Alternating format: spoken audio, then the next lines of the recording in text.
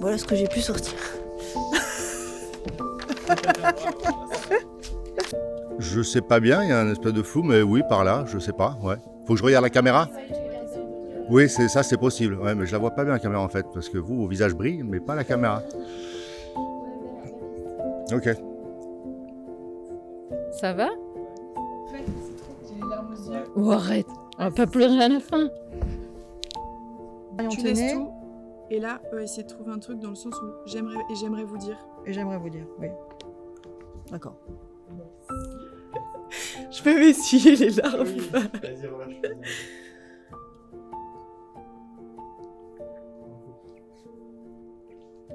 Bon.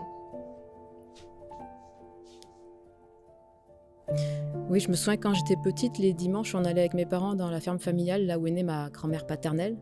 On y passait les dimanches, soit dans le bois communal pour aller ramasser les trompettes de la mort, les châtaignes, soit pour rester juste un temps dans le champ. Il y en a plusieurs, mais l'essentiel pour moi, adepte de VTT montagne, hein, montagne basque, montagne corse. Pour moi, c'est l'évasion et la nature est essentielle. Mon attachement à la nature a commencé très tôt. Je suis issue de 2 familles d'agriculteurs. J'en ai partagé leur quotidien et j'ai pris conscience très tôt des impacts des événements climatiques au niveau de ma famille. Des fois, il y avait des périodes de sécheresse et d'inondation qui les laissaient quasiment sans revenus. Donc j'ai pu mesurer la connexion de l'homme à la terre et ces éléments ils m'ont porté tout au début de ma vie.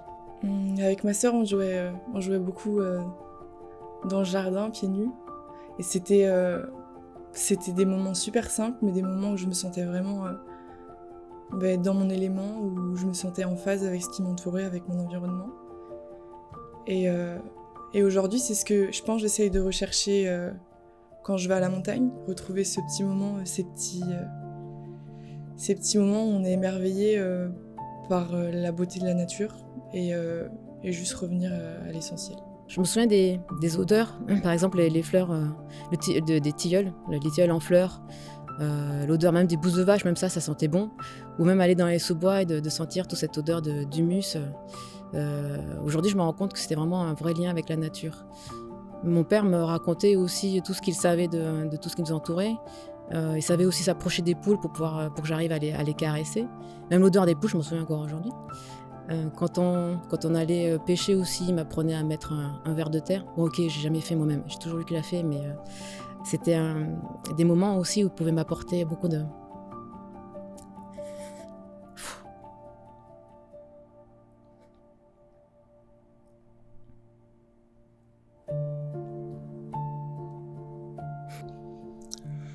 Oui, alors quand j'étais adolescent, j'avais l'habitude, en tout cas assez régulièrement, je faisais des stages de voile dans la baie de Saint-Jean-de-Luz avec mon frère et avec mon père. Donc c'était évidemment des moments déjà très agréables, familiaux et de découverte de l'océan. Donc se retrouver finalement en osmose avec cet élément absolument magique. Mais il y a un moment marquant où sur une météo un peu plus forte, on a dessalé, on a chaviré avec mon père. Et mine de rien, sur un petit bateau comme ça, un petit catamaran, c'est pour un adolescent que j'étais, c'est assez marquant. Quand je suis tombé à l'eau, je voyais plus mon père immédiatement, donc j'ai paniqué un petit peu. Finalement, évidemment, tout est rentré dans l'ordre, tout s'est bien passé, mais cet événement m'a assez profondément marqué sur le respect qu'on doit à la nature, et notamment à l'océan, et surtout m'a amené toute cette humilité qu'on doit avoir par rapport à ces éléments naturels, et combien on est petit face à eux, et donc forcément, sans aucun doute, peut-être pour la suite, c'était sans doute inconscient encore à l'époque, mais il est nécessaire de le protéger.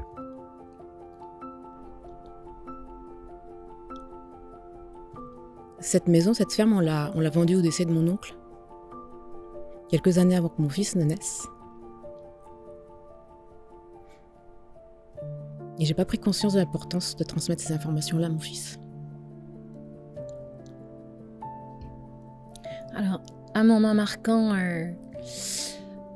pas particulièrement, en fait, ou alors si, en Guyane. En Guyane, je me suis retrouvée dans la vraie forêt, la forêt amazonienne. Il y avait ce paradoxe, en fait, entre la forêt amazonienne et en même temps, en parallèle, des superbes autoroutes pour faire passer la fusée Ariane. Donc c'était un paradoxe incroyable entre cette forêt magistrale et en plein milieu, il y avait du goudron partout pour faire passer les fusées. Et c'est quelque chose qui m'a marqué parce qu'au final, on venait sur un territoire qu'on allait utiliser et où les gens, les locaux, accueillaient ces métros avec un peu de rejet en disant mais finalement vous utilisez nos terres. Et c'est là où j'ai pris conscience qu'on utilisait souvent, ou en tout cas on abîmait certains territoires pour des causes qui n'étaient pas forcément la mienne. Donc en fait, moi j'ai un besoin physique d'être dans l'eau. Effectivement, je suis née ici au Pays Basque, hein, donc j'ai toujours été en connexion avec l'eau. Enfin, je dis pas que je suis née dedans, mais quasiment. Et cette connexion avec l'eau, en fait, nous rend beaucoup plus vivants. Le fait de la vivre et de parcourir la nature, comme je le fais souvent, et d'observer que elle est souvent soit abandonnée, soit maltraitée, c'est vrai que j'ai la volonté d'œuvrer pour justement avoir des actions. Je pense que j'ai toujours eu cette conscience, mais ce qui m'a marqué, c'est pas un moment, c'est vraiment, j'ai ressenti ce sentiment d'impuissance quand j'ai compris qu'on vivait dans un système où on était capable de prédire l'avenir, mais incapable d'agir. En novembre 2019, Frédéric Bordage est venu dans nos locaux et nous a exposé ce qu'était le numérique responsable et l'éco-conception des services numériques. Et en fait, il a eu une phrase qui m'a marquée. Il nous a dit « Observez bien tout le matériel qui est autour de vous, tous les objets, parce que d'ici 1 à 2 générations, on n'aura plus la capacité de les produire. » Alors moi, j'ai passé une quinzaine d'années dans les enjeux de solidarité internationale dans le monde, sur les problématiques d'accès à l'eau dans les bidonvilles de Buenos Aires par exemple, ou d'accès à l'éducation en Afrique, en Asie du Sud, en Asie du Sud-Est. Et ces épisodes-là m'ont donné l'opportunité de découvrir à quel point, au-delà de la problématique de pauvreté, comment l'environnement peut interagir négativement sur des populations entières et les mettre en difficulté, en vulnérabilité, y compris carrément en problématique de survie. Enfin, je me sens tellement bien que je me sentirais pas Enfin, j'ai juste envie de rendre ce que ça m'apporte. Et je vois pas comment on peut concevoir de détruire quelque chose qui est aussi sain et aussi essentiel pour nous.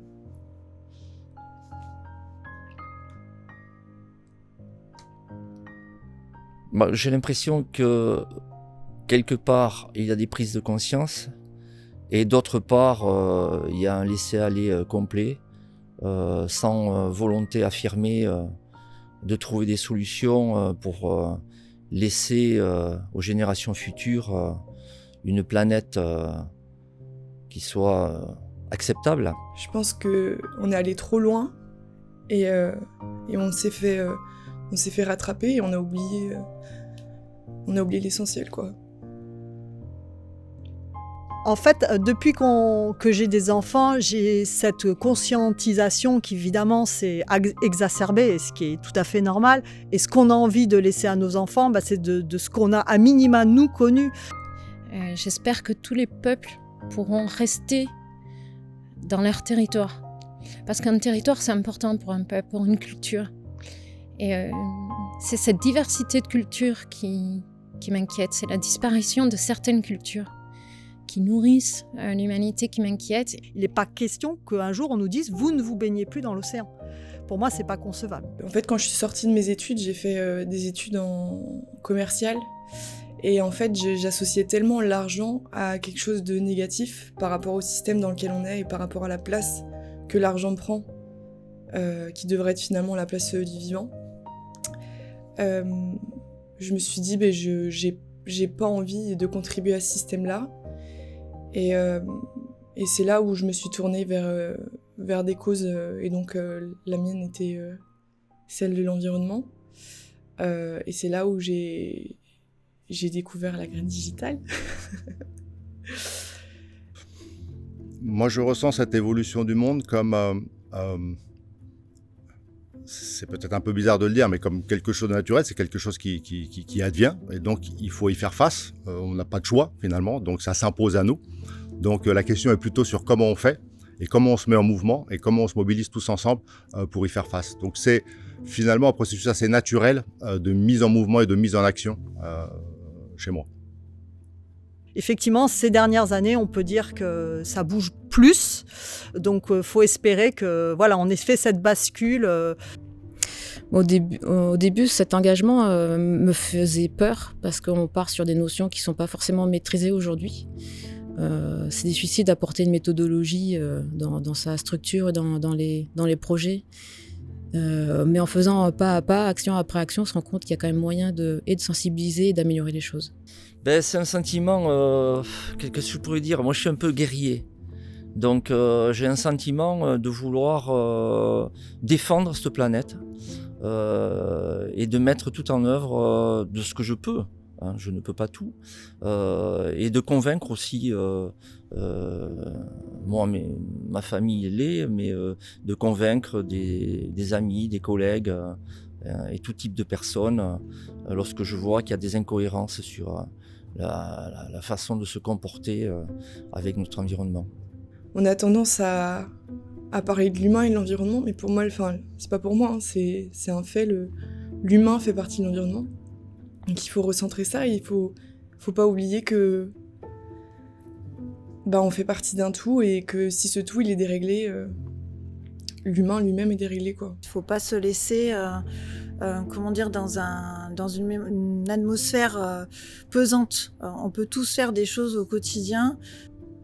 Donc moi, j'ai décidé d'agir finalement et de m'engager autour de projets associatifs. Ça, je pense, c'est ce qui m'a, moi, donné envie d'agir, où je me suis dit, ok, j'avais vraiment ce sentiment d'avoir le poids sur mes épaules, et je me suis dit, au lieu de stresser, de faire de l'eczéma, mets à profit cette énergie.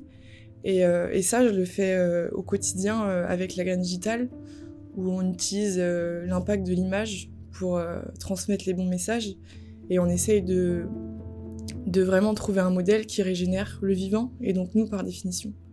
Comment on interagit avec les différentes parties prenantes de la société pour faire en sorte que cette situation change et évolue évidemment dans le bon sens. Travailler avec les institutions, faire du plaidoyer ou du lobby, travailler évidemment avec le citoyen, parce qu'on est tous des acteurs de la pollution, donc on a tous quelque chose à faire aussi à notre niveau, et aussi travailler avec les entreprises, qui sont elles aussi des acteurs de la pollution parfois, et qui doivent rentrer dans une phase de transformation et de transition très forte et à vitesse accélérée.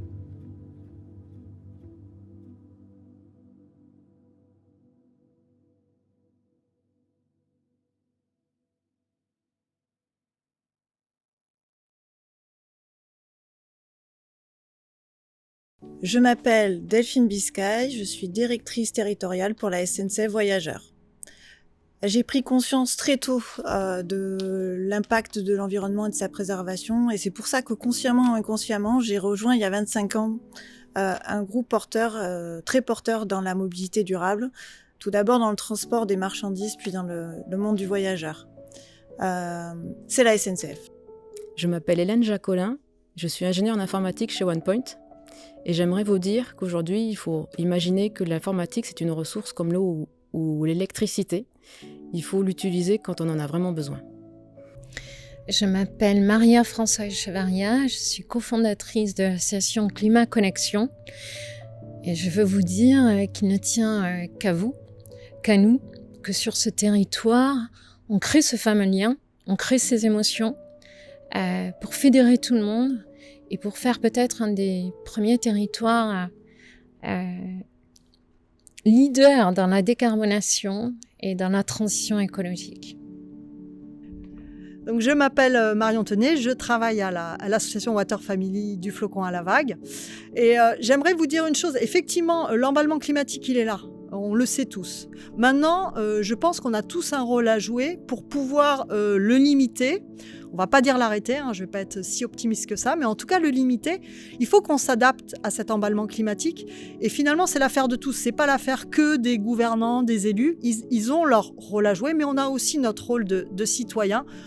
On est tous responsables en fait, de ce qui se passe aujourd'hui sur la planète. On doit tous porter cette responsabilité et donc aujourd'hui agir au quotidien et voir comment chacun de nous peut essayer de faire des choses pour limiter son impact carbone. Alors, je m'appelle Florent Marcoux, je suis le directeur général de Surfrider Foundation Europe et j'aimerais vous dire que vous avez l'opportunité de choisir le monde de demain. Nous, dans le secteur associatif, dans les ONG environnementales, on met toujours l'accent depuis des années sur les renoncements qui s'annoncent ou qui s'opèrent déjà dans notre société actuelle. Je pense qu'il ne faut vraiment pas s'arrêter à ces renoncements. Ils vont être là, de toute façon. On va les choisir, on va les subir. Mais je vous invite à réellement plutôt imaginer et participer à la construction de ce monde de demain. Et ce monde de demain, il peut être génial. En tout cas, il peut être très intéressant et avec beaucoup d'avantages. On peut aussi beaucoup gagner. On parlera peut-être encore de croissance, mais plus de croissance économique. On pourra peut-être grandir collectivement en termes de bien-être, en termes de bien vivre ensemble, en termes de santé, en termes de démocratie. Bref, vous le voyez, il y a beaucoup de choses positives qui nous attendent. À nous de faire les bons choix sans se préoccuper trop des renoncements. Donc, je vous invite à vous engager comme vous le pouvez, comme vous le voulez. Il y a l'engagement politique, pourquoi pas, il y a l'engagement associatif, il y a l'engagement familial, personnel. Bref, allez-y. Alors, je suis André Garetta, président de la Chambre de commerce Bayonne-Pays Basque. Et donc, pour terminer, je me suis fendu de quelques vers que je vais vous lire. Dans les bosquets d'émeraude et sous les cieux azurés, la nature chante son hymne, sa mélodie encensée. Les rivières murmurent, les arbres dansent en harmonie. Dans ce théâtre vivant, c'est la symphonie de la vie. Dans chaque brin d'herbe, dans chaque souffle de vent, réside l'écho d'une histoire, un trésor émouvant. Les montagnes majestueuses, les océans infinis, nous rappellent la grandeur, l'âme de notre esprit. Protégeons ces merveilles, ces joyeux, précieux, offerts par la nature, ce paysage silencieux. Ensemble unis par l'amour et le respect, écrivons un avenir où la beauté demeure intacte. Chaque geste compte, chaque action est une fleur qui éclot dans le jardin de notre demeure. Semons les graines de l'espoir, de la compassion, pour que demain rayonne de sa pure fascination. Engageons-nous dans ce voyage, cette quête de l'harmonie, où l'homme et la nature dansent en synchronie, car dans chaque étreinte de la terre, dans chaque rayon de soleil, résident les promesses d'un avenir où le changement est éternel. Ainsi, éveillons nos cœurs à la magie de la terre, à sa splendeur infinie, à son éternelle lumière.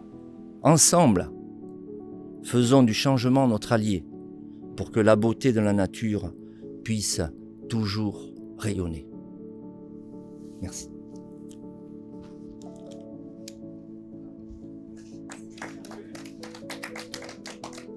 Ça m'a coûté quelques heures.